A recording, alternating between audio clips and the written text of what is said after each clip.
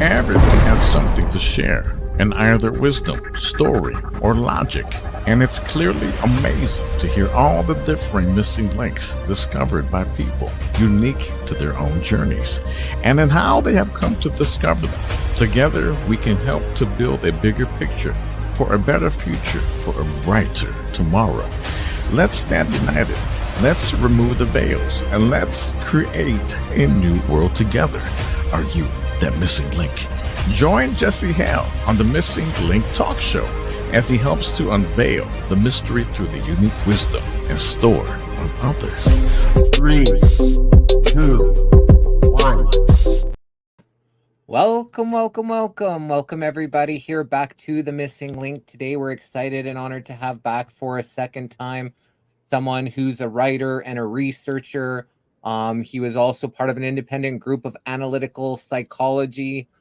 He was part of the inner workings or knowing of the NWO and the Illuminati. He's written a whole bunch of books to share his findings, and he's here to share his story with us again here back on the Missing Link. Welcome to the Missing Link, Lyon Zagami. How are you doing today, brother? Great, thank you for having me on. Where are you based exactly? I'm in Alberta, Canada. Okay, so in a different time zone. Here is the early hours of the morning. Yeah, you're 9 a.m., I'm 10 a.m., so I'm just above Montana. We're just to the west of the Rocky Mountains, so pretty close time zone, but you know, just a little higher up and a little colder. Absolutely.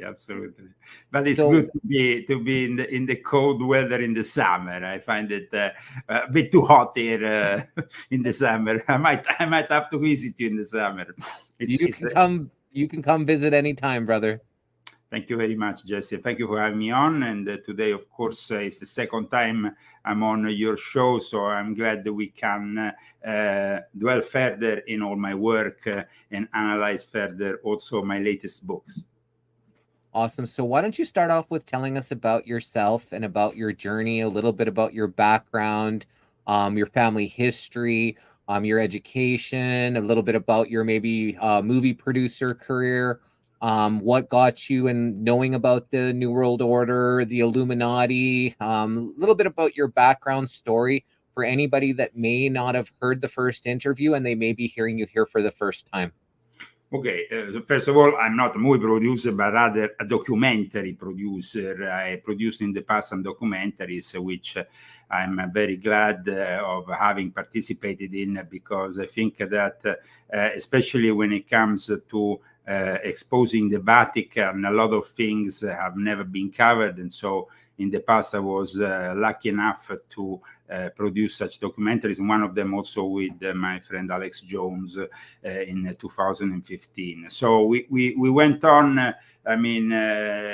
My career, like you said, has been a bit varied. I was actually a record producer, though, a record producer and label owner during my time in London.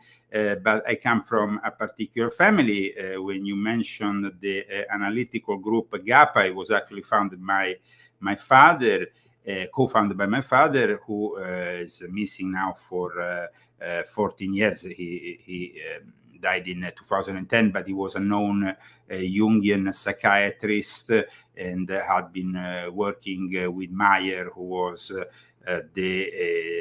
let's say the heir to Carl Gustav Jung in Switzerland. So very high up in the Jung psychiatrist, let's say, enclave.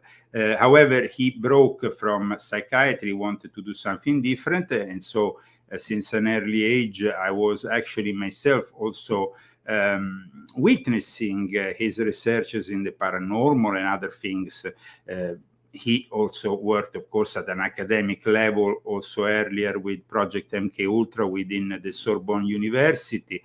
So I was privileged to have a father who had such interest, but at the same time also a grandfather who was a politician, and a family from an aristocratic background who brought me up. And of course, I arrived to my early 20s thinking that that the world was definitely in the hands of the elite, because that was how I was brought up. Then later on in life, when I was approximately 36 years of age, I decided to break from the New World Order, and in the fall of 2006, as I'm born in 1970, I created my first blog to expose the Illuminati and the New World Order, which I was previously involved with. So this, I guess, is my introduction. Then later on, of course, after I saw how the internet is manipulated, censored at a very early stage, also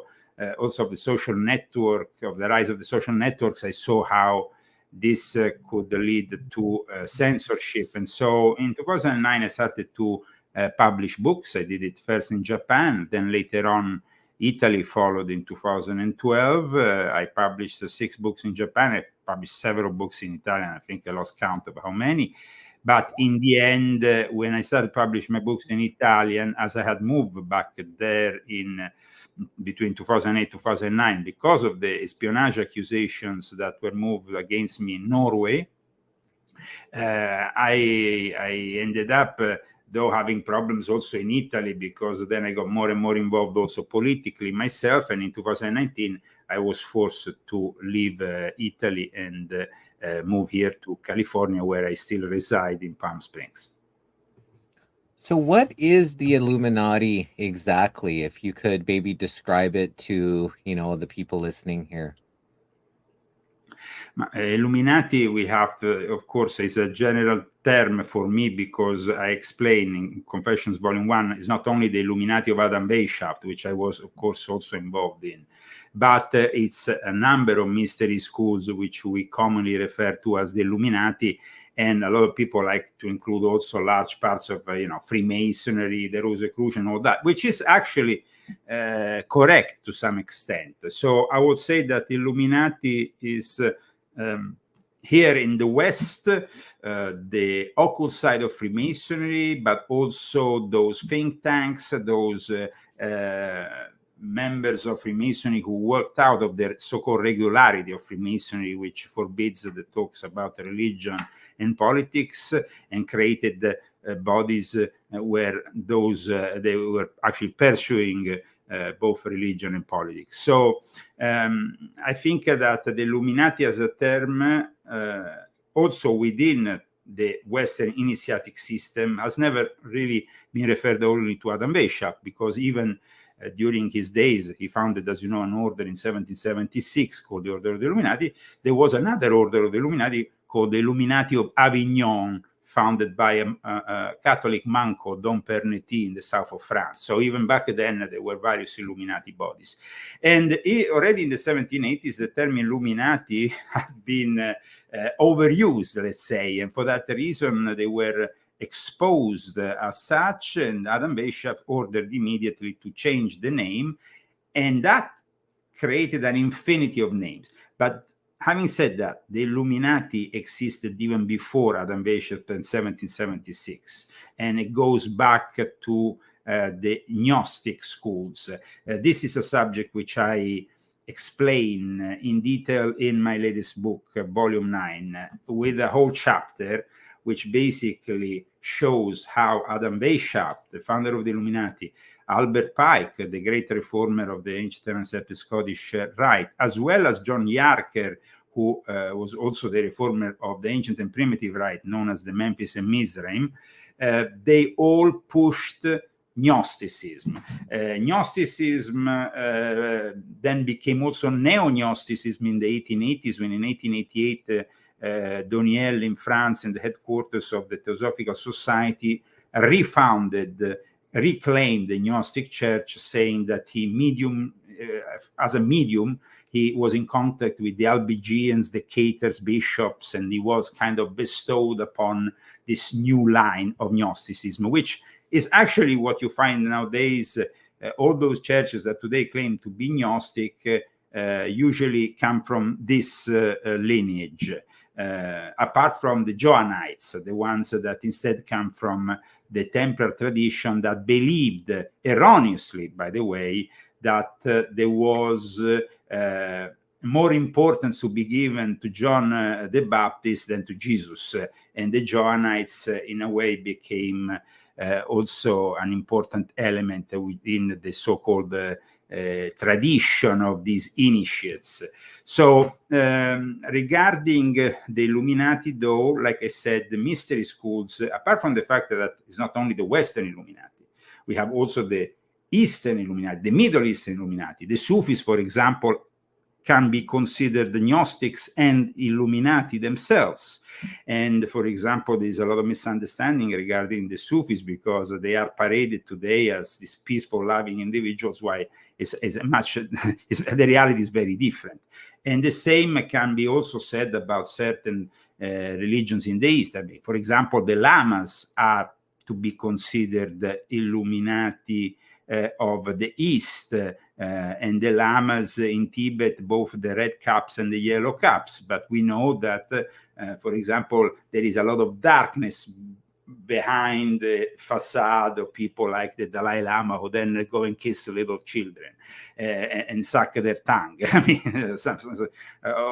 discussing things like that. So the whole system that we have around us has Illuminati both in the West and in the East and in the Middle East. So we are surrounded by their power, but their power is to be divided in, of course, the occult power, the power which is more of a spiritual nature, and the geopolitical, political, economic power. So that means that, for example, in the last 30 years, I explained this in volume 8 of my Confessions, we have the birth of a phenomenon like the think tanks. And the rise of the think tanks means eventually the birth of the Club of Rome, the Davos World Economic Forum, and other groups, or the Bilderberg Club after the Second World War, which are not necessarily participating in occult rituals, and there is a lot of misunderstanding about that, but they are focused, compartmentalized on the use of crude power. And of course, it's not that it's less effective. So we have the religious power that is represented usually by the institutions of the world, but these institutions have been somehow corrupted because there is a plan to unify all these religions. Now, this is another subject of importance that I have discussed in the past, but the one world religion is under two forces that are the Jesuits and the Sabbatean Frankists, that are the heretics within the Jewish world. So I don't consider the Jesuits necessarily Catholics or Christians per se, because they are heretics, but they are in control, as you know, these days of the Catholic Church. They even have a pope for the first time on the throne of St. Peter. And the same can be said for the Sabbatean Frankists. They don't reflect Judaism, Orthodox Judaism. They represent all that progressive reform within Judaism that is now creating all these problems, not only in Israel, but also here. They have, of course, a mouthpiece through Hollywood, which is a very strong one, and that was able to brainwash a lot of people for their values. Their values are, of course, counter-initiation, counter-spirituality. The darkness that they bring to the world is because they think that within that darkness they can find maybe a sparkle of God even there. The actual sexual magic that a lot of people, ascribe to Aleister Crowley was born also a long time before Aleister Crowley, and the creators of it are to be found within the Sabbatean movement, the Sabbatai Zevi himself. So this is basically the world we are living in. It's a world in which there is a lot of different factions, and it's very difficult for people to put the puzzle together. So with my books, I try to, and as you know, my books are very thick. They are 400 or 500 pages at times. Maybe there is a lot of studying to do, but that's what it means to understand really the Illuminati, rather than just superficially claiming you have understood things by reading a page on the internet. That is not possible.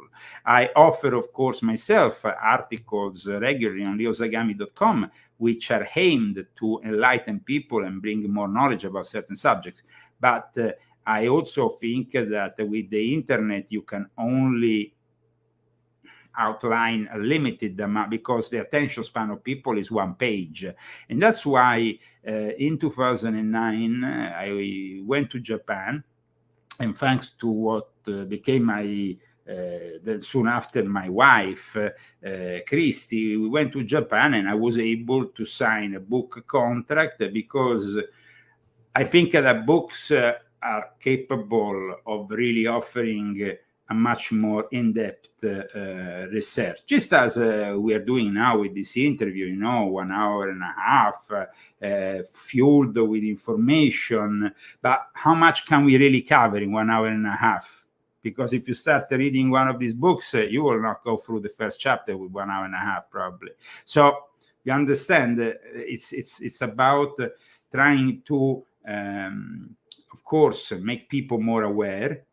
But also we have to understand that the people need to study and to make their own mind up, because at times I offer the information without really offering I just offer the information, say, you make your mind up about what they are doing, because, I might have my own interpretation.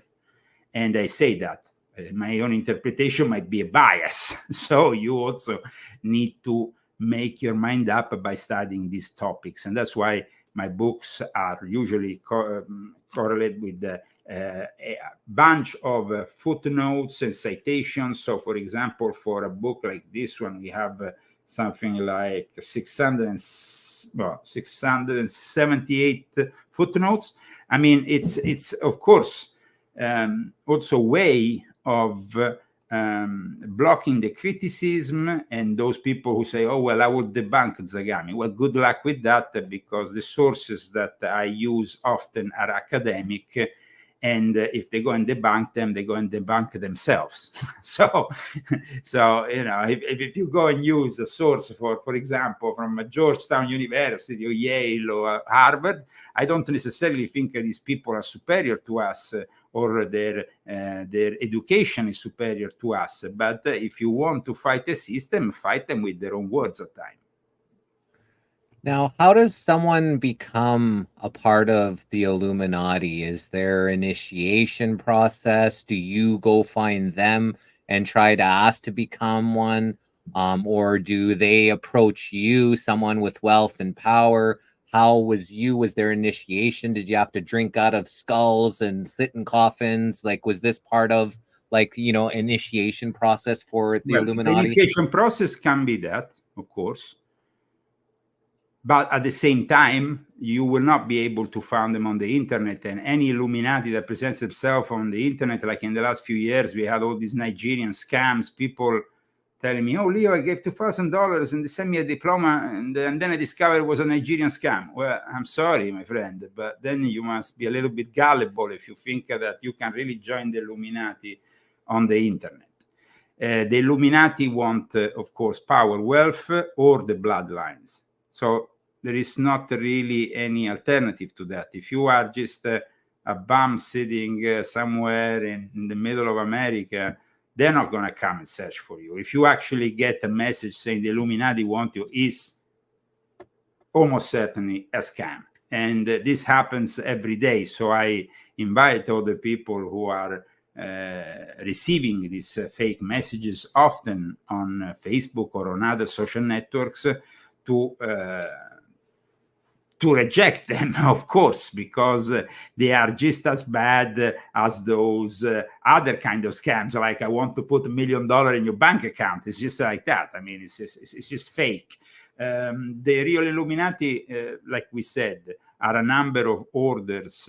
When you eventually arrive to the Illuminati, you arrive because you've been maybe initiated already in Freemasonry, so they You went already inside an initiatic kind of surrounding in which you get recruited, or otherwise you get recruited from other groups. It can be the Rosicrucians that are external to Freemasonry. It can be knighthoods. Knighthoods, for example, are one of the easiest and fastest way, but they have to be recognized knighthoods, like the Knights of the Holy Sepulchre, the Knights of Malta, the Teutonic Knights. Then, like I said, there is the occult part of it, which is the initiation and drinking strange things and all kinds of, or sleeping in coffins, or all kinds of, that is, of course, something that is done. But then you have also the more, let's say, normal, between brackets, participations to events that you are simply maybe in a ritual context, but there is nothing really criminal in nature going on. I mean, it's not even criminal to drink some weird animal blood or stuff, but this happens often, and animals are sacrificed. But at some points, of course, in these fraternities, in these groups, you get people that want to get to the next level. And then at that point, I have always refused the human sacrifice. I always refused participating in those kind of rituals. I remember myself when I was invited once, it was the year 2001, I kind of I was like, what should I say now? I mean, we're going to the woods. I said, well, just going to the woods. I'm very busy with my work. I had a lot of excuses because I was a record producer and a DJ for a number of years also, and I was flying around the world often. So I was not always there. It was outside of London. They were conducting this creepy thing. So I was able to simply, or another time when they brought me into the woods of Norway. But the whole thing, I mean, seems to me binding amongst people of great power that want to find, of course, ulterior power in sacrificing something to the dark side, to Satan's legion, and at the same time binding themselves, because, of course, each of one knows a dark secret about the other the moment in which you participate in something like that. So you can get very easily blackmailed. And that's why I never really wanted to participate to that kind of thing. But it was, for me, actually very revealing when I got initiated into the 8th degree of the OTO. It was at that point that I had access to certain instructions. And I remember I was initiated in Oslo, and actually I published my initiation diploma and stuff in one of my books, I think volume 1 of my Confessions. And basically at that point, I went into the instructions that were given with this degree. And the instruction included human sacrifice fetuses that were consumed between members of a satanic congregation, all that. And that really was the moment in which I said, okay, I had enough. And that was the moment in which I broke. But breaking with my past took 3 years, because it wasn't only one group I was a member of. I was a member of several groups, and they were all somehow interconnected, including being a Freemason. So they tried to attack me using Freemasonry, knowing that basically nobody in Freemasonry knew about certain things, and they could attack me. And so it became a very bad situation that developed within 3 years. Then I remember after June 2006, when I had this important meeting in a monastery in Italy with various people from the Monte Carlo, Jesse Hal, George Ugo Ballestieri, and all these people, when I start to hear the phrase, Leo, if you don't comply, you will be eliminated. And that's when I said, okay, here I had enough of all this. I'm going to expose you. How I'm going to expose you? I wasn't really a techie. I wasn't really into the internet. I hardly had, I probably bought my first computer in 2003. I was not really a guy who went on computers and stuff. So for me, even setting up a blog was a new experience. and I didn't know what will come out of it. But in the fall of 2006, I started this exposure, and soon after, immediately after, on the beginning of November 2006, I had the first visit from the intelligence service in Norway, the PST, the Internal Security Police, and they threatened me to close down what the blog I had just inaugurated, or having my child taken. And eventually, they did. And so I never saw my child again from 2000 and early 2008 onwards. So I didn't comply with their threats, with what they were, offering. They offered me this, they offered me that. I have been, let's say, very transparent about all these things when I came out on the internet with all these revelations, though people were skeptic. And at the same time, I had thousands of trolls that were sent against me by all these secret societies, these groups that were saying, no, and it was very easy for them to create a bad name around me. So between 2006 and 2008, I found myself really with this situation, was very unpleasant, in which I was accused of espionage at one point, arrested for espionage, and all this. I had to flee Norway, give up my son, and all the rest. But then the solution was only to reveal everything else I knew, and to do it in a way that they couldn't really debunk it. And so that's how the Confessions of an Illuminati are born, and that's how my work has been conducted since then, with a lot of sacrifice, of course, because then things didn't finish. When I went on in Italy with these kind of things, the Vatican offered me money to not publish the books in Italian. I talk about this in volume 3 of my Confessions. The Vatican openly offered me money, with a guy called Antonio Leonardo Montuoro, who called me up one day, said, I work for the Vatican intelligence, and for General Marinelli, he was called the general by John Paul II. And they invited me to talk with them in the Vatican, and to arrive to maybe a positive ending with them, offer me a lot of money in my bank account, maybe a position as a Grand Master of one of the recognized knighthoods. And I refused, and then I went on publishing these books in Italian, and then my life became even more difficult, more and more. I got also politically involved in Italy, and that wasn't really something they liked very much, because my books are not only books that you read, these are books that demand action. And at the time in Italy, I was really denouncing a lot of the political scene involved with all the various Masonic and Jesuit and manipulation. So in the end, in 2019, I had to simply flee the country, because otherwise I would be killed, or my wife would be killed, or we were threatened constantly. And it was really unpleasant. And the last few months in Italy was really a very tense situation, because we had to flee, but at the same time, we didn't have to let our enemy know that we were fleeing Italy. So you can imagine we had to also try to put some money together, because my family, of course, being a family of the establishment, didn't want to help me whatsoever at the time.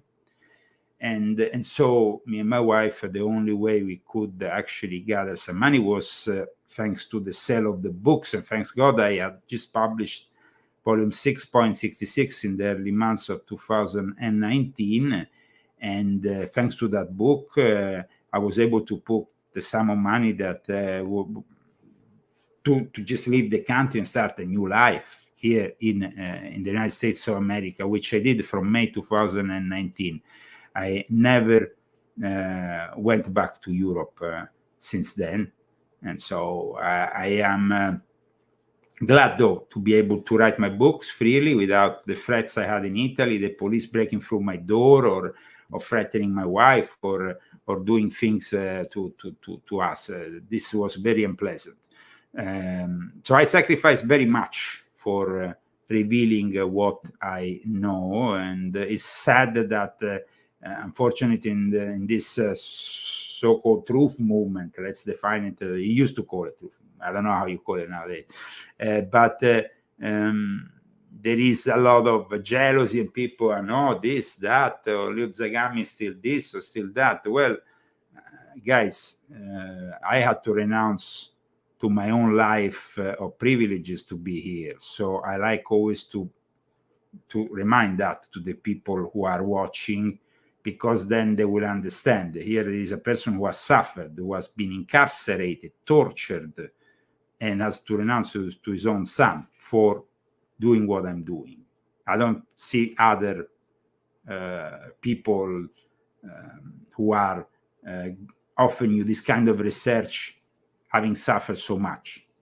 With all the respect, even for David Icke, who helped me out in 2006, he was one of the first people who picked up on my articles. I mean, I don't see David Icke, apart from being banned from entering Europe and other things that, of course, are, to some extent can be annoying. I don't see him being threatened, him or his sons, or other people within this world, including Alex Jones or others. Here is a bit of a different situation. Here is so for that reason, I think I'm very much looking forward for people to discover my confessions. And now I brought out last year this book, but I'm preparing also for volume 10 that will come out in the next few months. And volume 10 will be one of the most important and shocking books that will reveal something that people will find more shocking than ever, and with evidence in hand. Because when I make my claims, I don't just make my claims. I show the documents, I show the pics, I show everything, the photos, the testimony, let's say. So it will be a very important book, especially because it's going to be based on Islam and what is happening in the Middle East. Fascinating. And people in the truth movement are very, very skeptical. And, if you even go on somebody's show or somebody's on your show, then all of a sudden they label you as maybe one of those controlled ops, and everybody's pointing fingers in every direction. And this seems to happen. When we had David Icke on the show, was interview number 15 when we started The Missing Link. One of the questions I asked him was, were you ever invited to be in any secret societies? And he laughed and he said, they know better than that, was his response to me when I asked him about that. We've interviewed his son, Gareth Icke, and I like them very much. Gareth also. I speak with them. I was a guest in their platform. They made an excellent interview last year to me. But in fact, mine wasn't a criticism, was simply an example, though. I don't think, literally, there is somebody else currently who has given so much to be here and to offer you what is written in these books. Now, you can, of course, take it from a salesman point of view and say, this guy is just wanting to sell his product. And let me remind you, however, that when I started all this, I didn't have any books. I offered everything for free. And I did it for a number of years. My first book in the English language came only in 2014-15. And it came out really out of necessity for me, because in Italy, I had been involved in the pitchforks revolution. And earlier on, I had been a candidate for parliament in 2013. And so my books at that point had been literally picked up from the shelves and thrown away. And my books were doing very well in Italy, because I had been a regular guest on one of Berlusconi's TV shows, Mistero, on Italia Uno, regularly. And that meant millions of people were watching me. And it was a very big platform to actually expose certain things. And so my books, actually, you could find my books in the libraries on every train station in Italy. It was incredible. I had a Lyon Zagami section in these famous bookshops everywhere. And suddenly they were put out, and there was also threats by the Vatican to those distributors for my book dedicated to the Pope, that eventually came out in the English language as Pope Francis, the Last Pope. And so I didn't have a future in Italy anymore as an author. So we came here with my wife in early 2014, after I had been arrested and locked up. And thanks to my lawyers, I was capable of getting out of that. And it was a really bad experience, especially traumatic for my wife, because she's American. You know, she didn't know that these people could do things like this: smash your door, come in, put a torch in your face, interrogate you. Based on what? No crime had been done. And so I came here. I stayed in California for a few months. In the spring of 2014, I found a book contract with Brad Hodson, eventually with the CCCC Publishing, thanks to Sean Stone, our common friend Sean Stone, the son of Oliver Stone, and we. And at that point, I started to put out these books in the English language, but it was no easy kind of project, because I had already published 5 books in the Italian language. They had to be translated. These books are very thick books, as you know. It will take a long time for translating them. And in fact, it took me 3 years to translate these 5 books. And Wow. It took 5 years. It was like, no, sorry, it took 3 years, and we can say over 4, because in 2018 I also had The Invisible Master later coming out I was 19. So I mean, it took really almost 5 years, and I was obviously working day and night with my wife to not only write them, to translate them in English, but to adapt them to the American language and make sure that they didn't result as translations, because I hate books that sound like they are translated, you know. So I wanted to really give the real feel. In that period, in 2015, Alex Jones came to visit me in Rome to apologize. And this is also very important. He apologized, and he apologized for one reason. Alex, when I first brought out my blog in 2006, had said I wasn't a trustable source because I was Muslim at the time, officially, on paper. I was a Muslim because I had married a Muslim woman. And so the only way of marrying her was to officially, between brackets, being a Muslim. So he said, you can't trust a Muslim. So I said, okay, no problem, Alex, no worries. And so he felt obliged to come and apologize to me in Rome. I remember our first encounter in the middle of St. Peter's Square, in the middle of St. Peter's Square in a night setting. So it was very particular, very Dan Brownish kind of situation. Then we went on producing a documentary about the Vatican Exposed, and working for a number of years exposing the Vatican. So that was also something that happened. But also when he came there, he said, will you like to support Donald J. Trump? Because I actually liked this candidate. We were at the primaries, so he wasn't yet the candidate for the Republican Party. It was still the primaries. There was Jeb Bush, all this, Ted Cruz, all these people involved at the time. So what happened was that I said, well, I think he's a great option, because he's not a politician. He's a businessman. He doesn't need the money. He's not like Obama, who knows that after he finishes his political career, he has a contract with Netflix or a book contract or some other millionaire contract. He doesn't care about that. He has his own business. So I said, this is the kind of guy that could really change the American political scenario. And so I decided to support him with an organization that we created in Rome. It's called, still to this day, it's called Italians for Trump. Trampiani d'Italia, some call it. And I founded together with a couple of politicians, Italian politicians. One was Gianmario Ferramonti, the co-founder of the Northern League, and the other one was Antonio Maria Rinaldi, who became later on is currently a member of the European Parliament. And it was a very unusual organization because for the first time we were supporting a candidate who then became the American president, but then we were also the first ones to greet him as American president abroad. And in fact, Steve Bannon praised our organization, and we became very known at the time because we were the only organization abroad who had supported Trump, who had helped Trump also with the Italo-American community actively in Washington. The Italo-American community is a very strong community here in America. So we actually helped them very much.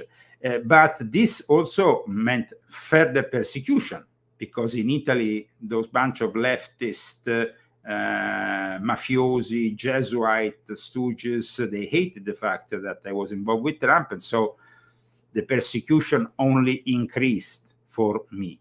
But I am a guy who doesn't fear persecution. If it happens, it happens. And I will just find, hopefully, a solution. And my solution now is, of course, to finally become American and reject completely my Italian and European citizenship, because I think that Europe is finito. And Italy is no longer the romantic place you have in the movies and stuff. It's actually currently a nightmare with an invasion taking place from Northern Africa daily. So, and the Vatican is encouraging all this, just as they're encouraging it here in America. But I'm very glad that we have this beautiful constitution and the possibility of having freedom of speech and expression. This is something that I don't think that the people here in America appreciate enough. Here in America, you can actually criticize your president. You know what happens by law if you criticize your president in Italy? You end up with 7 years in jail. Wow. As a journalist, I was condemned for what I wrote in both my books and my articles, risking with a criminal law. It's not like here, you just get a lawsuit. You end up in jail as a journalist. That's how they silence people. And so I hope that people realize these differences and the way that that Italy now is evolving, of course, like the rest of Europe, in a clash between America and the Sino-Russian world order. It's being compressed and utterly destroyed. The fact that we see here in America, fortunately, where some kind of democracy still exists, we have the Congress saying no to further founding of an unjust war in Ukraine, which is a completely waste of time, money, and human resources. But in Europe, they force people without any possibility of even going, and saying, I, as Italy, don't want to support Ukraine. No, you can't do that. In Italy, it's a technocracy that forces every nation member to just blindly follow their diktat. Technocracy is not democratic, and they are in preparation now for the advent of Cyber Satan in 2030. That will be when a country like Europe will simply be run by artificial intelligence, like other countries in the world, like China. These are dictatorships. They are not. There is no future for democracy with the takeover of Cyber Satan, which I have denounced in trilogy, which I started with volume 6.66, then I continued with volume 7, which also talks about the dark occult side of the World Economic Forum and Davos, but then it continues with volume 9, where I also explain what happens when quantum computing would merge with artificial intelligence, and that meaning the end of the world as we know it, because they will be capable of doing things that are completely incredible to our eyes. I mean, Christians know that in the end times we will be misled by false prophets, by images that will be misleading, by false promises and everything else that goes with it. but they don't really know how all this will manifest. But it's becoming kind of obvious that the mark of the beast is manifesting through the use of technology. It's obvious that transhumanism is that stage in which we will lose our humanity. So my work is based on preserving that humanity, preserving our culture as humans, built as in the reflection of God, and at the same time trying to build an alternative. Because like I said in volume 7, also in volume 9, there is going to be a moment in which we will have to reject what they are proposing to us. And we will no longer be able to live in smart cities, which will be controlled by the AI, just as we will no longer be able to drive cars if all the cars will be controlled by the AI, only if we retain, of course, our own traditional methods. And so a conservative society these days doesn't mean necessarily the bigotry of some kind of image that some people might have about conservative. Here we're talking about simply conserving our human nature that is being led astray by the new technology. And we have seen it just the other day with the launch of Gemini AI, what can happen when a woke engineer projects an AI which basically transforms suddenly Nazi soldiers in black soldiers, or suddenly the heroes of history change color, change identity, change race, all based, of course, on their woke insanity. So here we have to fight in the immediate. And of course, I think that California is the place which at the moment has more responsibility than any other place in the world. Here we have delegated to China, of course, the construction of the hardware of what we are using now. Even now I'm moving this. All this is probably all generated in China. The ideas, though, the software, the thing is all generated in California. So then you have the evil governor Newsom, this Gavin Newsom, who of course bows down to China, is received in China like a great friend, because these people are interconnected. And they are interconnected also because Chinese Freemasonry has been establishing itself for 200 years here in America and has their headquarters in San Francisco. Something that not many people know. The actual takeover and the last emperor, as you know, people hear about the movie The Last Emperor in China. But everything was planned here in America, in San Francisco, in a lodge of Chinese Freemasons that still exists to this day. Wow. So I hope that I gave you. No, that was great. So, some people, when you mentioned, the Alex Jones, some people, still skeptical about him, potential, Well, I tell you one thing about Alex. CIA. Yes. You mentioned Trump. I had high hopes for him. He came in, he said he was going to drain the swamp. He surrounded himself with but the thing is about these are two different people.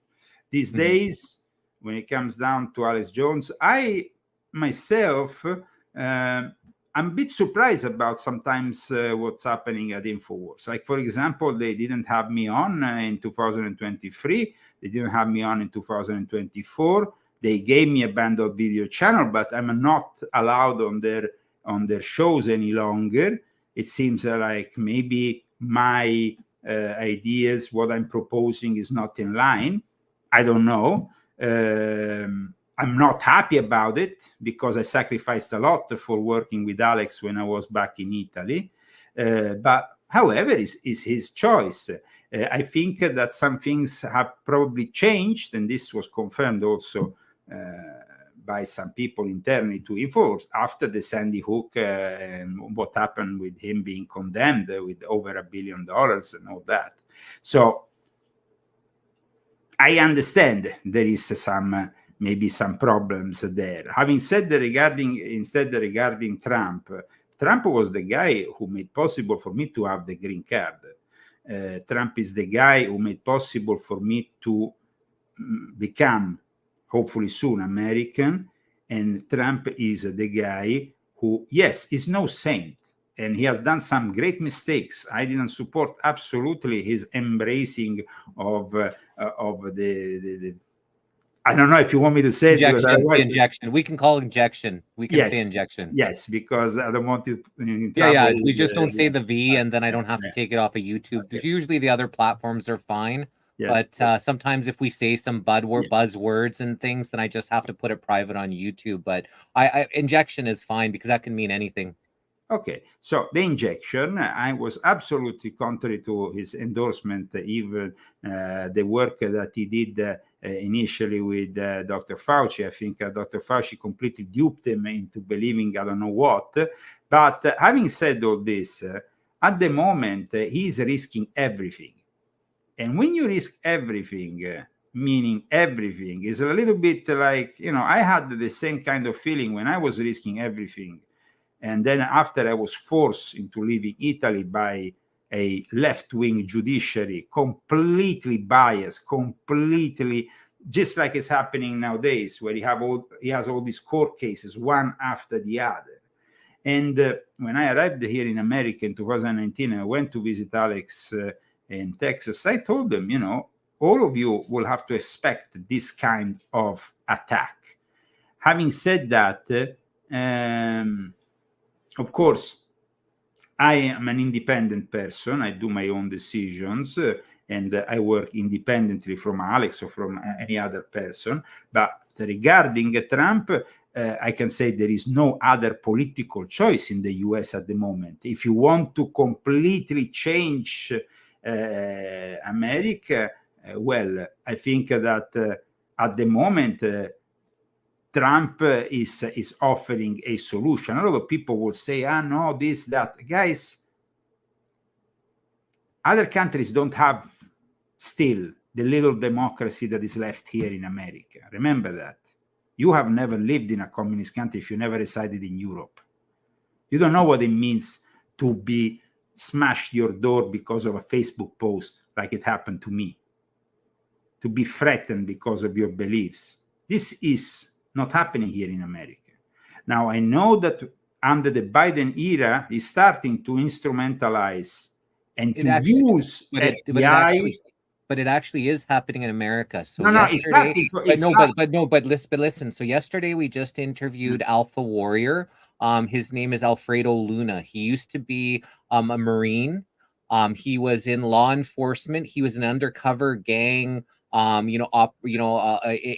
working with the gang unit. He actually was part of the J6 because some posts that he made on the internet, they kicked in his door with the arm. He wasn't even anywhere in part of J6. So this is starting to happen now, even with someone that was a military Marine police officer, and he actually wants me to connect with you. So we actually talked. I said you're going to come on the show today. He said he's actually been trying to reach you. So I was going to link you guys up together if that's something that you'd be interested in, because he's got his own podcast now as well. Okay. No, but like I said, it's starting to happen here in America. So after I arrived in America, then of course we know that Joe Biden in one way or another became president. And from that moment onwards, unfortunately, things have changed, and have changed for the worse. So it's obvious that they are using the FBI, the DOJ, even the CIA, the NSA as instruments for suppressing the political opposition. But like I said, in the political game, nobody is a saint. My grandfather was a senator, so I learned a lot about politics from a very early age, and about the corruption within politics from a very early age. My grandfather was poisoned and died in 1974 because of politics. He was actually poisoned with arsenic given inside his coffee within the Senate of Italy. So I know exactly what it means, the political game. I know also that, like somebody said in the chat, a president doesn't really have real power when you have the military-industrial complex, the big pharma that are against you. You will have to do some compromises. And the system is unfortunately rigged to some extent. Having said that, though, I still prefer to have Trump as president than anybody else at the moment. And I know that that might not be popular with all your viewers, but that is the reality, because otherwise, what is the alternative? The alternative is the Kennedy guy. The Kennedy guy is a guy who is sustaining the most illegitimate of proposals, which Newsom is also sustaining. The fact that we should give money to the descendants of slaves when in California we didn't even have slavery. So that is your kind of candidate. Well, welcome to Kennedy. I mean, Kennedy, remember where he comes from, what is his family. So I think that is not really an option, a feasible option. And that's why. But politics, like we said, is a very corrupt game. So you have to compromise here and there. And it's not really the people with ultimate power. The ultimate power, we know, is consisting in people which have billions of dollars and can go in and out of the White House like Alex Soros, just like he's having, oh, let me go to the White House and tell them what to do today. The alternative of not voting, I think, is stupid, because this is a great right that we have. But but the thing, though, it's all corrupted, so they control both sides, right? And they control the judges through the Freemasonry. They control the lawyers through the Bar Association. It's loyalty to the crown. Let's make it clear. There is only one side at the moment. And the moment the side that is controlling the judiciary is left-wing imposed. Since the end of the 60s, they've been brainwashed. They take control of the universities. When you make a statement like this, you are not taking into account the fact that a university are taken control by one side only. Freemasonry here in California is progressive. If I wear a MAGA hat and go in a lodge in California, I get kicked out of the lodge. So let's be a little bit more accurate with this.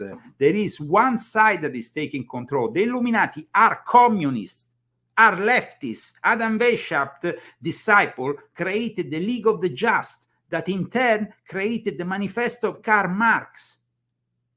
These are communists. Mao Zedong was a communist, but he was also helped by the left-wingers here in America who were financed by the Rothschilds. Jesuit, for sure. So let's talk a little bit about who maybe be pulling these strings at the top echelon of things. So we talked about how they have a different tentacles everywhere. The Freemasonry, for example, the Jesuits, it's everywhere. But who's on maybe the top of that pulling the strings? Because some people believe it's the Jewish people that are controlling things. Some people believe it's the Jesuits. Second, when you say Jewish people, that's really racist. Yeah, but I didn't say. I said some people say. Some people say that is. We have to be a little bit. Okay, it's like saying the African people or the African American. I mean, I'm not racist. So let's not define people by race or by the color of the skin, but by the ideas and what they are proposing. So Zionism, some people say it's the Zionism. And that is another misunderstanding. Within Judaism, you need to study Judaism. Did you ever study Judaism? Because within Judaism there is Shabbatai Zevi, Nathan Gaza, then there was Jacob Frank. Do you know about these people? Do you know how they evolved within the Jewish community, their blasphemous heresies? Yeah. And they weren't even supposed to create the state of Israel. This goes against the actual Jewish teachings. When the Rothschilds came in, they're not supposed to actually have a state until the Messiah comes back. So what they did in Israel is actually goes against Judaism teachings. Let's say this. In the 1850s, Christian Zionism supported this idea, and eventually it will be manifest with, of course, also the support of the Sabbatean Frankists. So, first of all, we have to understand, is it wrong that we have a state of Israel? Absolutely not, because in Europe, France, and England, and Russia push the Jews with pogroms, with persecution, to not have a home any longer in Europe. So where the hell you want them to go? Now, a proposal was given, and the proposal was, Should we bring them here? Should we bring them there? Should we bring them here? Should we bring them there? There was a bunch of proposals that were given. And at the end, of course, the Rothschild, Sabatier and Frankist, with the Balfour Declaration, ended up with the recognition of what became the present state of Israel. But can we condemn those people who then went to Israel starting from the 1880s in large numbers when they were pushed to go there? I'm doing the question to you. Well, again, it goes against their teachings. No, but I'm not talking about the teachings, my friend. I'm talking about the people who were picked up in villages, tortured and treated like animals, pogroms. Have you ever heard of the pogroms in Russia or not? Have you ever heard of the persecution of the Jews in Europe or not? Because if you don't hear about that, then we are not on the same page. Because I have, and the Bolsheviks came and they infiltrated. The Bolsheviks came and infiltrated in Russia.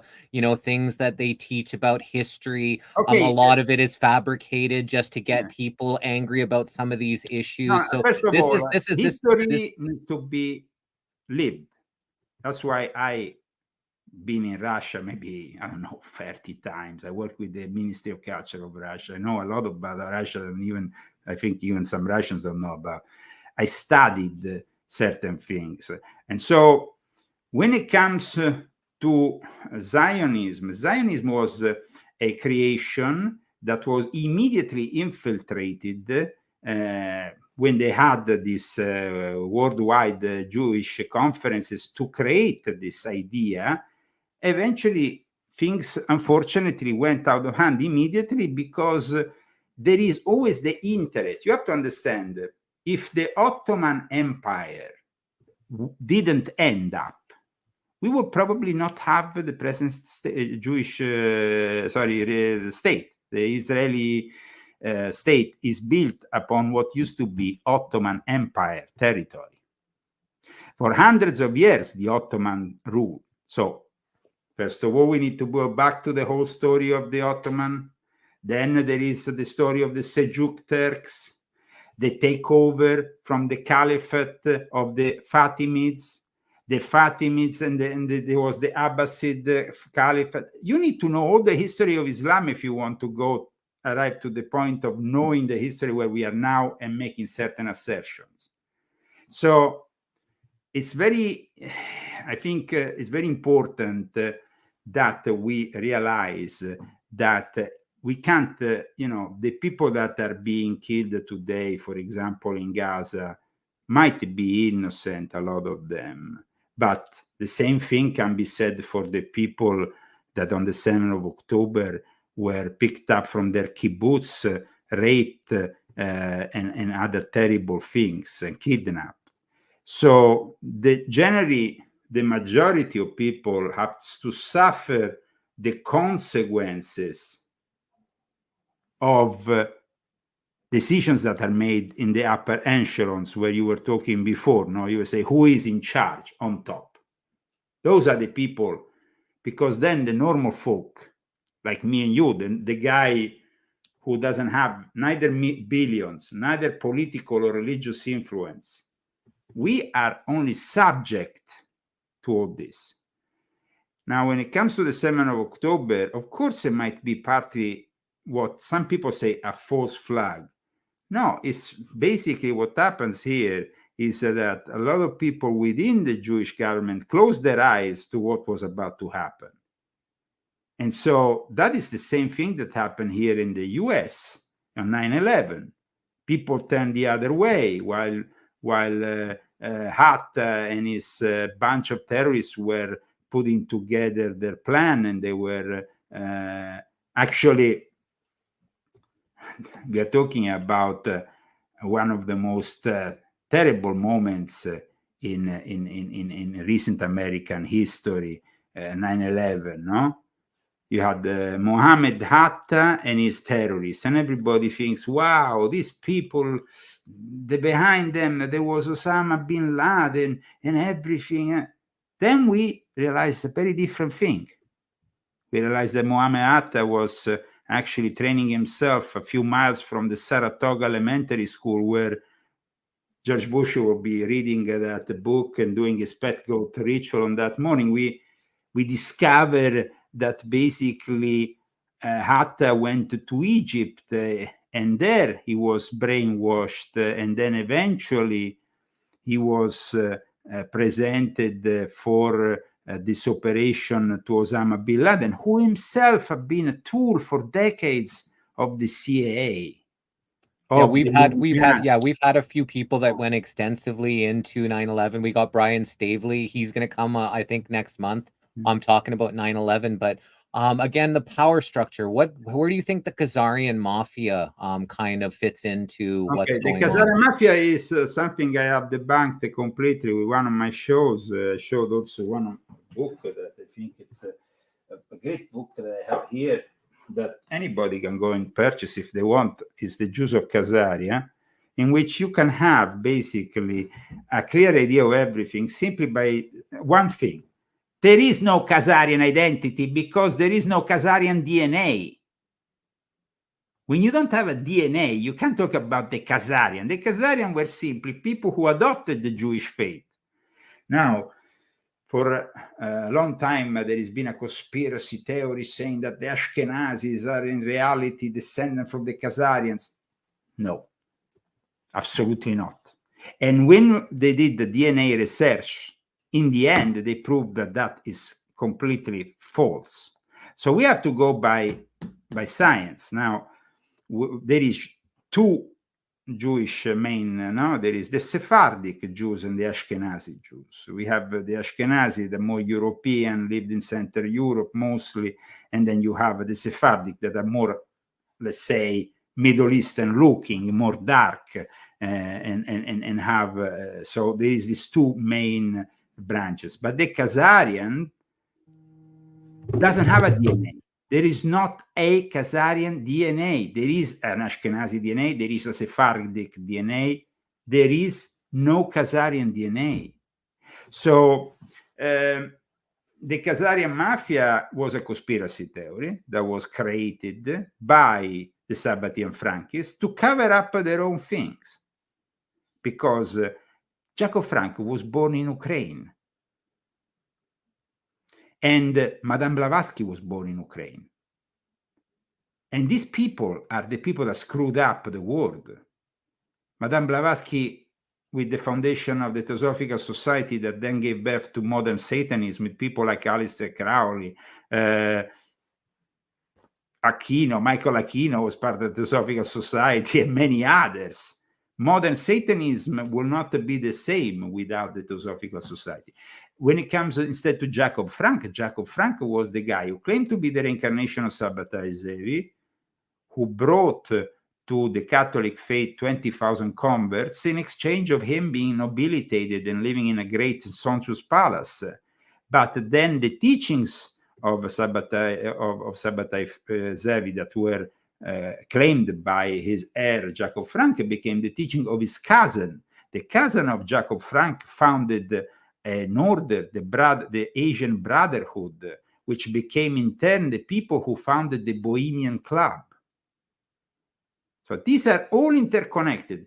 So the moment in which you say Khazarian, but Khazarian, what is this Khazarian mafia about?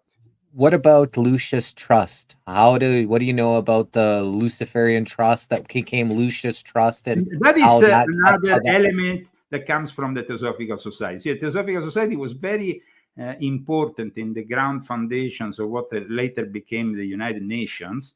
And basically, the Lucis Trust was a breakup from the Theosophical Society, the moment in which Alice Bailey wanted to simply put together with her husband, who was a Freemason, was very high up also in the Freemasons and the Illuminati, and the Lucifer Trust was created as Lucifer Trust. Then it was changed the name, of course, later on, because people were like, what is Lucifer? So the Lucis Trust, but it is still in existence. It, of course, is still very influential.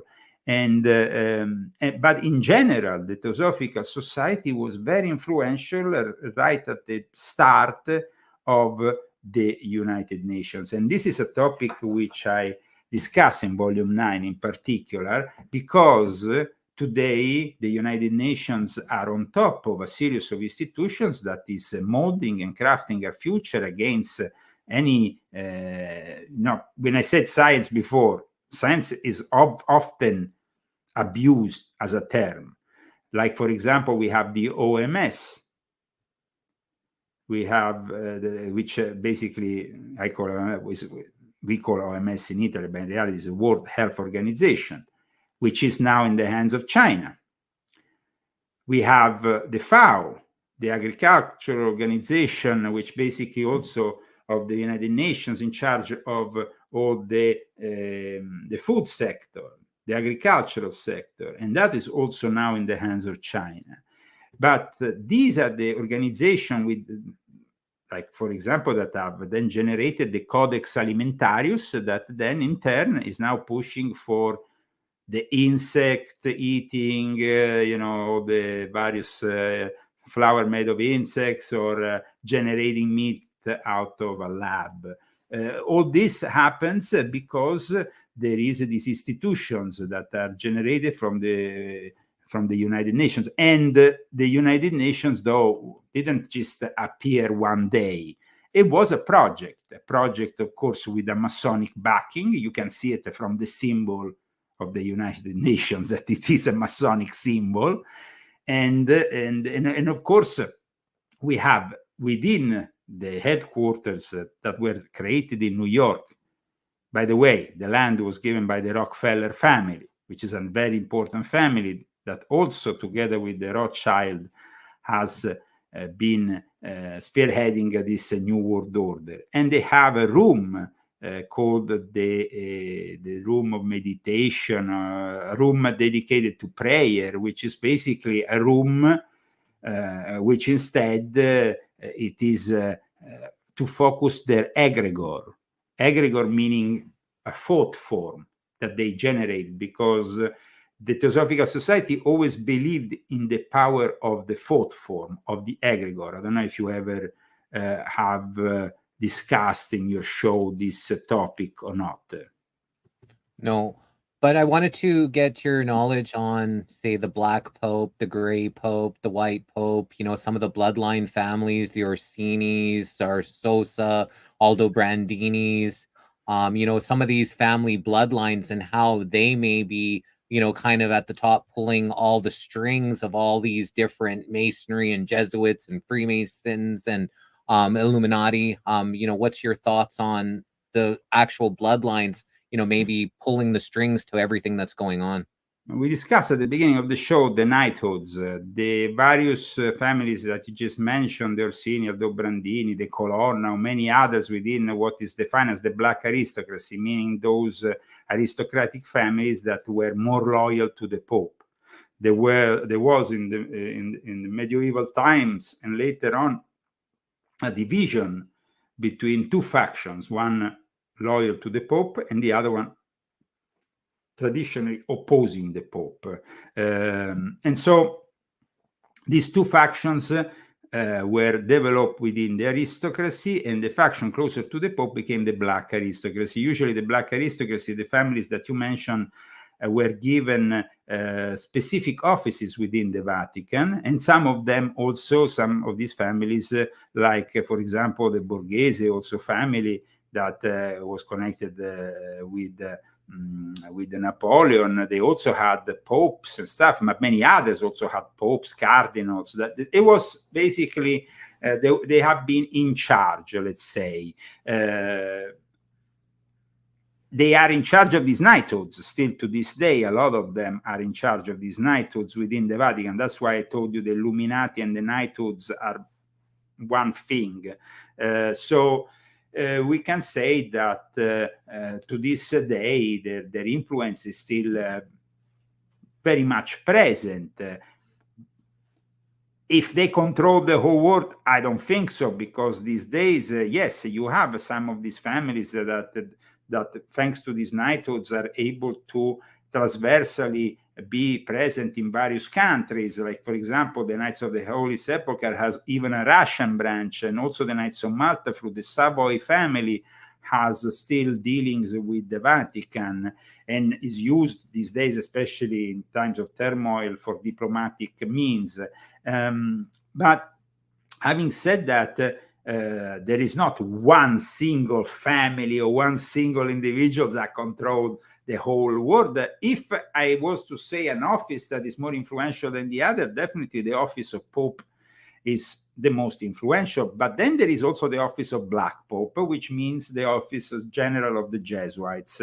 The Illuminati work as instruments, as agents of the Jesuits. So the agents of the Illuminati are like members of a Luciferian court, in which the Jesuits, though, detain the ultimate control over spiritual or let's say means, while instead, for example, the Sabbatean Frankists detain more interest within the banking system. So you have both the Sabbatean Frankists at a worldwide level, people like the Rothschild, for example, they are Sabbatean Frankists, that they made a deal with the Vatican, creating a group known as the Council for Inclusive Capitalism, which is another important topic that I touch in my book, in which I explain how the Linda Rothschild, connected also to the Democratic Party, and Obama, she is part of this council, driving, connecting, and controlling this Council for Inclusive Capitalism, which sees also the participation of Pier Giorgio Bassi, who is the vice president of the Academy of the Illuminati in Rome, of Giuliano Di Bernardo. So some people say Switzerland. Switzerland is the place where Giuliano Di Bernardo created the Dignity Lodge, and later on it will manifest in what is now known as the Dignity Order, which in turn was very influential in places like Ukraine, Romania, but Ukraine in particular, and that's why it gave birth to what is now known as the Day of Dignity in Ukraine. So there is a lot of influence there. So if I had to say the most influential people at the moment, definitely it would be the head of the Jesuits, who is currently a friend of Pope Francis, always from South America, Sosa, a Venezuelan, and then we have. But who is now the people currently doing crimes in the United States of America? Question. The BlackRock and Vanguard. I'm not talking about criminals that you hear every day in the news. I'm talking about Venezuelans that are pushed into this country, criminals that have been pushed into this country deliberately. Talk about MS-16 or like the gangs that come from there? They're also part of gangs, but deliberately they're also part specific of Venezuela. Venezuela it's a country that, of course, has very good interest with both China and Russia, in which they are basically flooding America with all their criminals, so that these criminals can, like Central America, all those gangs, the gang you just mentioned, from the various parts of South America and Central America, where these gangs are present, to destroy the very fabric of the American dream. So Chavez used to be the president of Venezuela, and at that time he was actually a pretty good president. He was aligned with Cuba and Russia and China, like you said. And what happened was President Chavez, and so after he died, that's when the destabilization of Venezuela happened. And once the destabilization personally, I don't think that being in line with China or Russia is necessarily a good thing. Russia does some good things, but they do it for their own people. I didn't say it was a good thing, but what he was doing for his people at the time, like gas was at 8 cents a liter, like like 10 cents a gallon. Everything was running fine until he died. But Chavez was a communist. You can't say a communist does good things, because he might, briefly do something good. Because let's not forget that Chavez, first of all, had been a military. before he was Okay, what do you think of Muammar Gaddafi and how he treated his people? Muammar Gaddafi also is a guy who had a lot of skeletons in the closet. I mean, yes, he was eventually killed by the New World Order, and that is something that has destabilized the whole of Northern Africa, and that actually brings higher the threat of immigration, because it's like lifting a tap, you know. Libya was actually a very pleasant country. I had my friend who I actually wrote a couple of books with, Princess Karona Camaro, who interviewed Muammar Gaddafi, and he was a man for his people. Who you see, the problem here is this. But was he a communist, or what? Was he a dictator? So He you was, said communist. Absolute dictator. I mean, you can't say that Gaddafi was a communist in the arts. All these people who claim, I mean, communism is, in Italy, we have a saying, but I don't think I can say it here for your viewers because it's a little bit rude. But it's like you can do the communist with the ass of other people. Yes, you can claim communism, like, for example, Kim Jong-un in North Korea, but I don't see Kim Jong-un as being a communist himself. He's a dictator. So Gaddafi was another product, of course, of the Western elite who let him arrive to his position. And when they decided that they had enough of him, they eliminated him. And that is very sad, but that is the truth. I think he had enough with them. He wanted to start doing off the gold standard. He was doing a lot of good things for the people. He was doing a lot of things that they didn't want. I think it was him, the one who turned their back on him once he became to power. He actually wanted to do good things for his people. And, you know, I've researched, you know, him quite extensively, and he was trying to get he was trying to free Africa from the New World Order. He was trying to put everything on a gold standard. He did a lot of good things for that country and his people. Good things up to a certain extent, because Libya was an Italian colony, and you don't know the story of Libya, but Libya was an Italian colony. In the early 70s, the Italians were kicked out. People who owned land, who actually helped building his country, were kicked out brutally. The Italians were forced out of Libya in a brutal way. So that is not something that I personally think it was a positive thing. No, obviously he didn't do everything perfect. He wasn't a saint, right? No. But you know, dealing with these criminals, you know, Satanists that have alliance to Moloch, and you know, it's not the easiest thing to try to take the grips out of these countries, because you know that this whole system is, you know, infiltrated. Every country on earth is infiltrated by these people. Okay, first of all these countries were colonies of either Great Britain or France.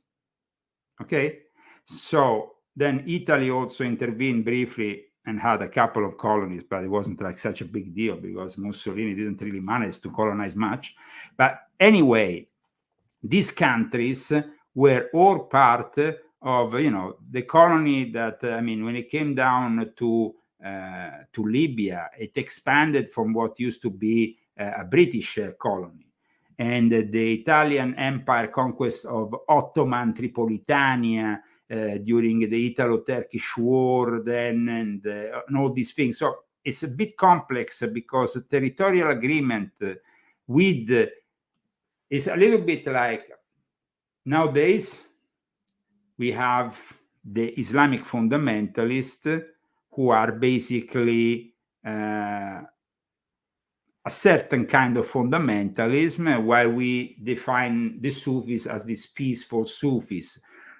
In that period, actually, all these Northern African countries had movements that were terroristic in nature, and they were Sufis. So this just to give you an idea of how things were a little bit different.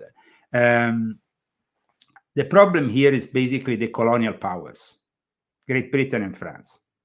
It was the people of it was these powers who eventually generated the problem that we still suffer in the Middle East to this day, including the problems with Israel. The Sykes-Picot agreement was from 1916. And that was the secret meeting that was taking place between France and England, France and Great Britain, for the spheres of influence over the Middle East.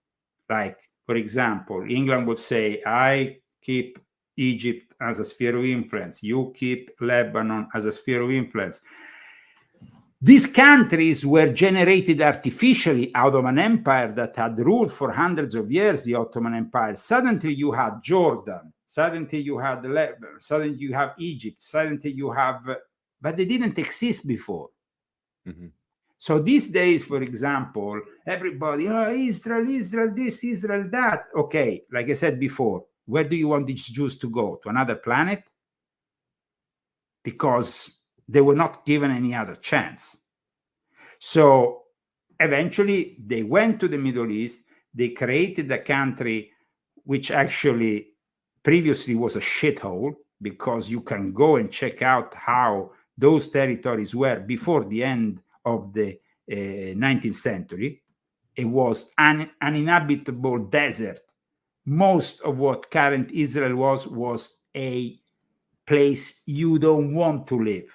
The first Jewish immigrants who set place in those places said, this is a nightmare. This is a nightmare. I don't think the Palestinians would have that same view of their, No, land but where they were living for thousands of years, right? Jesse, how many times have you been to the Middle East? I haven't been there, no. Okay, I have been. I have been married with a Muslim person. I had my only child kidnapped by these Muslims. I know how they operate. Someone asked what the age was by your child when your child was kidnapped. Earlier on, they asked that question when you talked about that. A year and a half. Your child was a year and a half when they kidnapped? Well, yes. And you haven't seen your child since? Yes. Okay.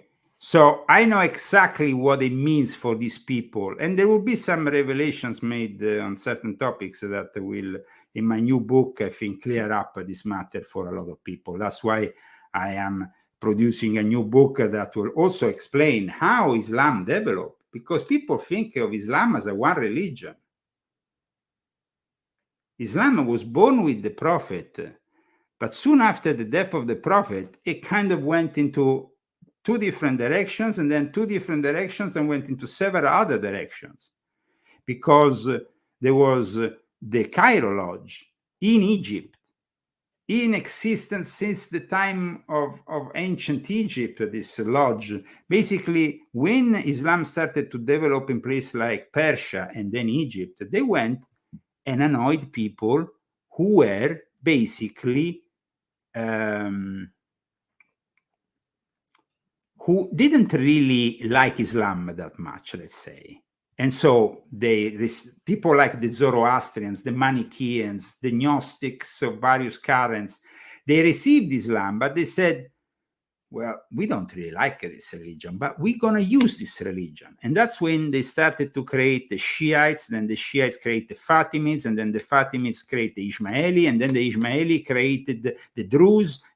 So it became then but all this, of course, is in the land of secret societies, because the Illuminati and the secret societies are basically from that area of the world. That's where, before Freemasonry ever was in Europe or anything, the secret societies of the world were born between present-day Syria, Iran, Iraq, and Egypt. These are the countries where secret societies developed originally as a concept. Then you have the Knights Templars, who picked up certain concepts they found in the Middle East, and they developed them to create this order, which now we all know, the Knights Templars. Yes, but let's go and study the Knights Templars, how they were born, who created them, why they were founded in Jerusalem. And then we discovered that the legacy there goes back a long way, and it goes into those secret societies in the Middle East, which a lot of people know little or nothing about. When we said about Mohammed Atta before, Mohammed Atta working, we know that Mohammed Atta worked for George W. Bush and the Bush family, basically, because that's how it worked out. But Do you know that Muhammad Atta was basically an assassin? And the assassins were Nizaris, and the Nizaris were basically the people that were protecting Osama bin Laden till eventually he was brought out of this world. And they are not Sunni, but instead Osama bin Laden was Sunni and Wahhabi. And how did the Wahhabi develop? And why did they develop? So these are things that people need to know a little bit more about before they can open their mouth. Hamas is a monster. Hamas, in the end of the 80s, in 1988, issued their manifesto. Go and read their manifesto. It spews anti-Semitic from the beginning to the end and talks about the protocols of the sages of Zion. Now, if you believe in the protocols of the sages of Zion, well, bingo. That means that you have understood nothing, because the protocols of the sages of Zion were built by the Russian secret intelligence together with the Memphis and Mizraim Freemasons in France, and became what then unfortunately has led to a lot of some people ask about the Druzes. The Druzes, of course, have influenced so much, even Freemasonry, that Albert Pike or other Mackey or many other Masonic authors talk about the Druzes. The secrets of the Druzes will be revealed in my next book. Well, thank you so much. I know you wanted to wrap up kind of at this time. I'd like to book you on again, because I think you're just such a wealth of knowledge, and I really think that, I want to answer to somebody said who created Hamas. Hamas was created by the Muslim Brotherhood, who in turn was created by British Freemasonry. And this happened in Egypt, and it's not a conspiracy theory. There is hard evidence for this. So it's not like it's an historic evidence. So Hamas is simply another tool. These tools of hate and division and between all these religions have created, they have been created in the name of what the Latins used to say, dividi et impera, divide and conquer. Because in the end, we are divided, each one on a region. No, but because but this, no, but I believe it's this rather than that. No, it's a Unitarian conspiracy in the end of people who control us simply because we let them control we let this control happen because of our ignorance. Let's not forget that. In most cases, we let them control us. Let's wrap it up here with you saying, what do you think people should be doing right now to help us lessen that control, to stop the control that they do have over us? Any, good ideas that you can leave us off with, for everybody that, and there is almost 200 people watching here live right now, and the thousands of people that are going to watch this on replay. Like I explained in both Volume 7 and Volume 9, there is a moment in which we will have to go off the grid in the next 6 years before 2030, a moment in which we will have to renounce the possibility of living with people who have made a different choice. So at the moment, we are still amicably together, even if this amicable is not so amicable, because we are becoming more and more divided.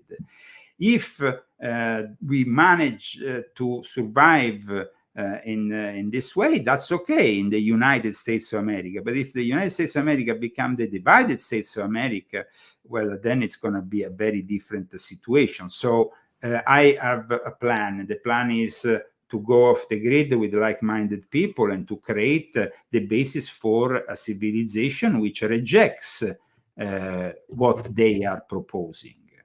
If that makes it clear for you, Jesse.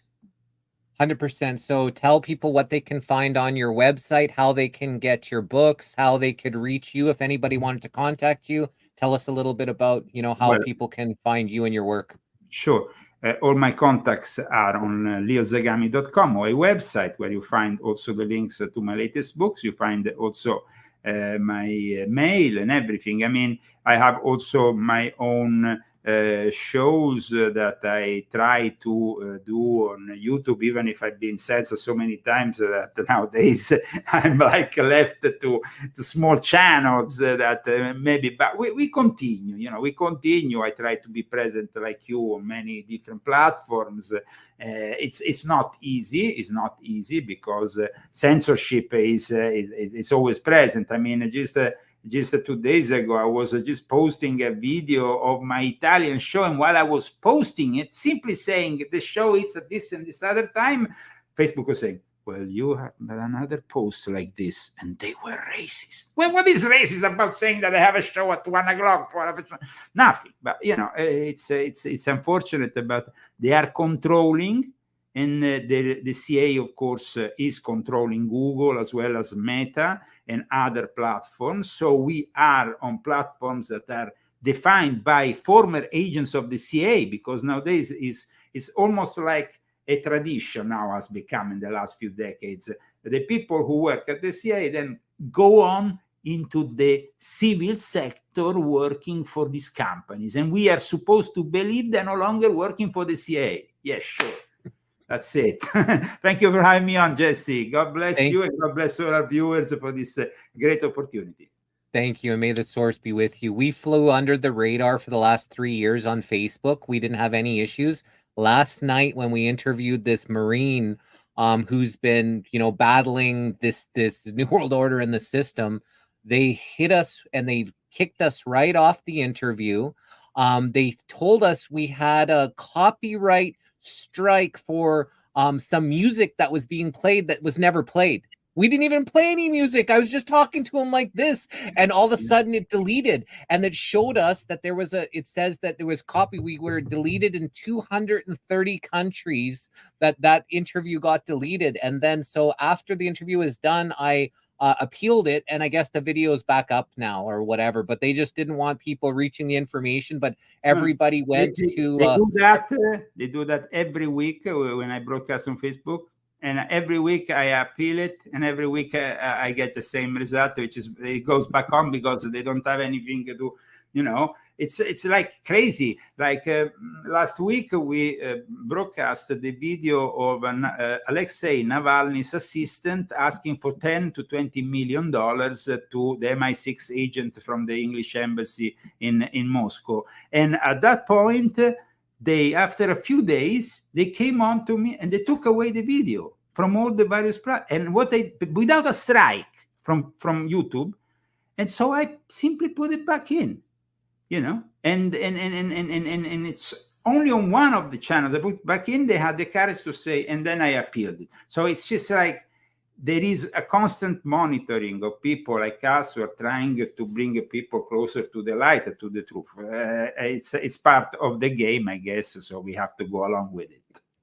That's why we're on so many different platforms. In case they do one thing to one, you can find us on all the other different places. We upload it everywhere. We're trying to do the best that we can to get out to as many people as we can. So thank you so much again. But remember, books are something tangible, and that's why I always suggest people to take the hard copy, the whatever. I mean, the printed out copy, because when you have a digital format, you are always in the hands of the enemy, and the artificial intelligence could intervene in any moment and delete your digital library. And so have a hard library made of books, paper books.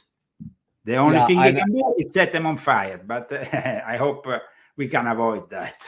And maybe we can hide them somewhere. And that's something I wanted to talk to you about, with getting all signed copy of all your books. I wanted to somehow figure that out.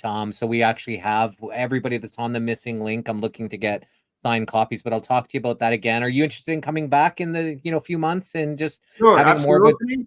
I will come back in a few months, hopefully to present my latest book. Okay. Do you know of a date? Because we'll book you just afterwards, so that way we can help you promote that book. Well, I can't be sure. It's in the next couple of 2 or 3 months. Let's say I will give you the as soon as I know the date for sure. I send you mail. Okay, perfect. We've got a few openings left in May. That's over 3 months from now, so maybe that's a good time. It should Kind of be. it Hopefully, maybe. hopefully, it should be the right time. Okay, perfect. Well, Absolutely. thank you so much for your time. Best of luck with your citizenship. I know that you got some work to do there, and to make that happen. May the source be with you, protection among you and all your family, and everything that you're doing. Great work that you're doing. We have one more missing link today at 7:30 p.m. Eastern Standard Time with Tony Wells. She was a sheriff that obviously has been impacted over this last 4 years. She wants to protect the children and what's been happening. So awesome. Thanks again. And we'll see you next time we see you. Knowledge is power. The more knowledge we have collectively. Let's make it in May. Let's make it in May with my new book. Take care. Okay. Bye, everyone. We'll see you next time we see you. And knowledge is power. The more knowledge we all have collectively, the less power they have over us. So thanks again. This was another epic missing link. We appreciate all the comments, the chat, the questions, and the energy that you all are putting into this. We're just looking to find any missing links about the person or the world around us that they want to share. So doing our best to get our information and wow, yeah, we're just trying to get all this information out because we know this is a pivotal time in history, and we're definitely recording everybody that's speaking out at this time, and in the hopes that you're not going to resonate with everyone. Not everyone's going to be your cup of tea. Not everyone's going to be the information that you're looking for. But we have so many interviews that hopefully there are people that you do resonate with, that you do learn from, that you do appreciate. And just be respectful is all we ask. And our chat has been super respectful of the people, even if they didn't agree. The questions are great, and I just Jesse, admire your meekness and how you remain your posture so calmly and clear. Thanks, Georgina. We've done 682 interviews so far. This is our 682nd interview. So practice does make perfect, or at least looking to perfect this. And I do have an actual curiosity from everyone that comes to present their information here for us. Like I said, not everybody's for everybody. Some people come with some pretty wild stories or things that have happened in their life, but I come from an honest place that I'm just trying to get their information out the best that I can. So love you all. And we'll see you next time we see you back here on The Missing Link. Have a wonderful afternoon, evening.